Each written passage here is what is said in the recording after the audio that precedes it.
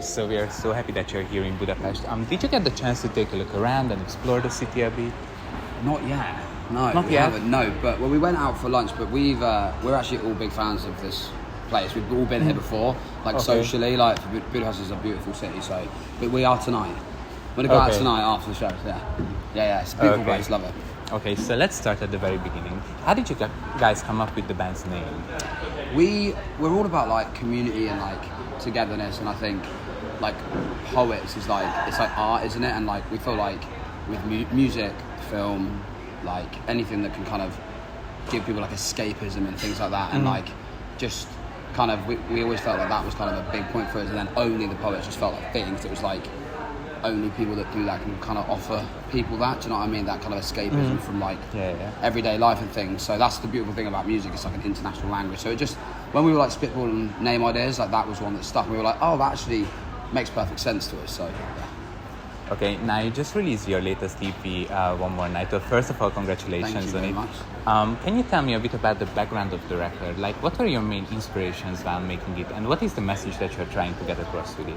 I mean, to be honest, I guess the general feeling through the EP is it's based on like nostalgia, self-love, the breakdown of relationships, and just like human feeling, really, like lots of emotions we feel as human beings. That's kind of like the sort of main kind of like, I don't know, the thing that ties all the songs in together, because sonically they're all quite different.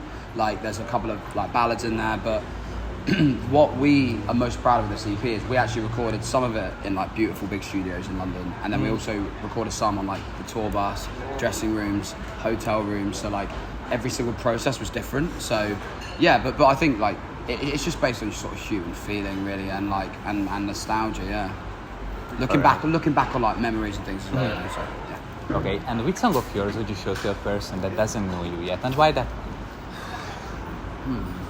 It's quite a few.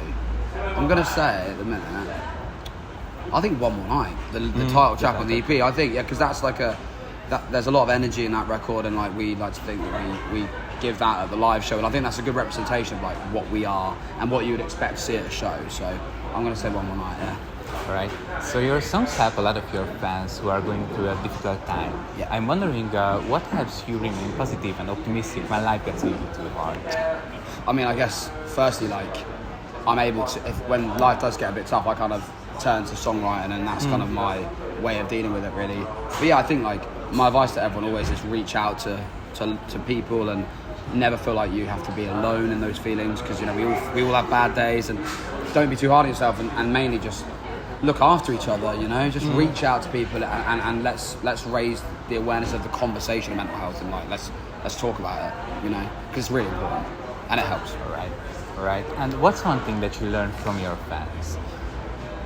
I mean, they taught, wow, so many. I mean, the sense of like community that they have built around us is so incredible, and like the kindness and it's almost like restored my faith in human beings a little bit.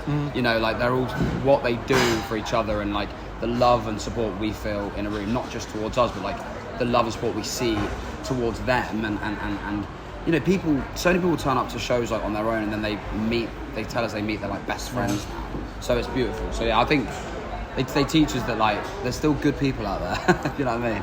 Yeah, okay. So you're on tour right now, so let's talk about concerts and touring a bit. Do you have any pre-show rituals that you always do before every concert of yours? We do. Okay, so we always have our little speaker, because we feel like you want to get in the zone. Like, so we play some tunes, we have like a little drink together, and then like before we go on stage, we just sort of like, we have like a little like huddle and like some high fives, just to kind of remind everyone that we've got each other's backs. You know, there's four of us, we're like best friends, and like we're in it together. And yeah, I think it's just really important to kind of feel really together and as one before we walk out. So yeah, that's what we do. All right, and what's one thing that you just can't leave at home when you're traveling on tour? My phone. Okay, that's a given. That's a given. I'm not leaving home. Oh, I have a little vocal steamer that I have to take for my voice. There you go. Can't leave that at home. All right. And what does success mean to you personally? Like, how would you define it for yourself? I mean, I think success is like, I think it's kind of like subjective, really. Like, it depends on like what you define as success. I think like for us, like we are just so grateful that we get to do this, you know, and we've done things that we never ever dreamed of, and I think we've already kind of overachieved in our minds. So like anything else now is just like a bonus, really. So my advice would be as well to people is like, don't. Success is a funny thing. Like just try not to think about it too much. Just focus on what you're doing and just have fun. You know, that's the main thing, I think. Right. So you just released your EP. You're on tour right now with Youngblood. What's next for you? Next, so after this, we are just basically doing a bit of recording and writing for some of the next batch of songs that released this year. Got some festivals in Europe and in the UK. Doing Reading Festival, which is a big one for us because we're from Reading, so that's going to be like a homecoming for us.